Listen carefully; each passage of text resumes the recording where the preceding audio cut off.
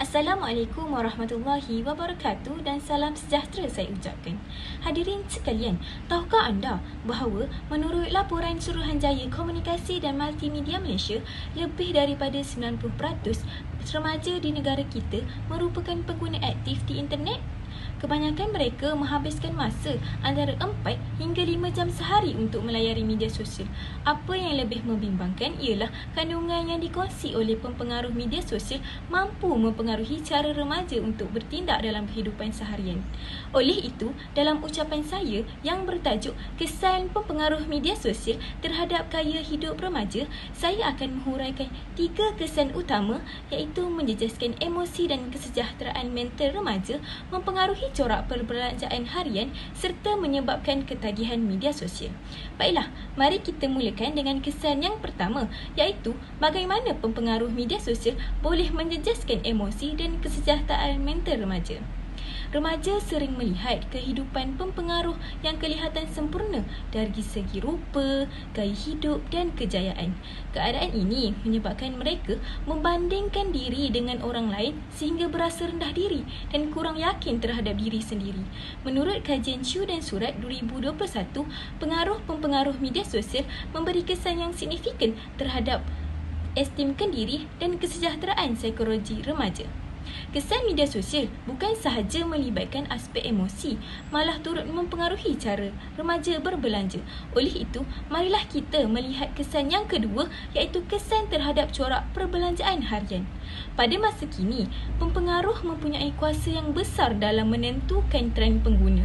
Ramai remaja membeli produk yang dipromosikan semata-mata untuk mengikuti trend walaupun tidak benar-benar memerlukannya. Kajian Mahdia 2018 mendapati kandungan pempengaruh mempunyai pengguna yang kuat dengan keputusan pembelian pengguna serta mampu memupuk budaya konsumerisme dalam kalangan remaja. Hadirin yang saya hormati, apabila wang ringgit mula dihabiskan demi memenuhi kehendak trend semasa, terdapat satu lagi perkara yang lebih berharga turut terjejas, iaitu masa. Justeru, marilah kita melihat kesan yang ketiga, iaitu ketagihan media sosial. Ramai remaja menghabiskan masa berjam-jam semata-mata mengikuti perkembangan pempengaruh kegemaran mereka.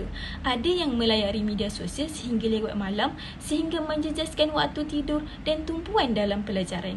Menurut Wahab 2025, tahap kepercayaan yang terlalu tinggi terhadap pempengaruh boleh mendorong remaja ke arah masalah ketagihan digital. Hadirin sekalian, jelaslah bahawa pengaruh-pempengaruh media sosial membawa pelbagai kesan terhadap gaya hidup remaja. Sebagai rumusannya, saya telah merumuskan 3 kesan utama pengaruh tersebut, iaitu menjejaskan emosi dan kesejahteraan mental, mempengaruhi corak perbelanjaan harian serta menyebabkan ketagihan media sosial. Sebelum saya mengakhiri ucapan ini, izinkan saya meninggalkan satu analogi untuk kita renungkan bersama. Media sosial ibarat api. Jika digunakan dengan bijak, ia mampu menjadi penyuluh yang menerangi jalan kehidupan. Namun, jika digunakan tanpa kawalan, ia boleh membakar diri dan meranapkan masa depan seseorang. Oleh itu, marilah kita menjadi pengguna media sosial yang lebih bijak dan bertanggungjawab.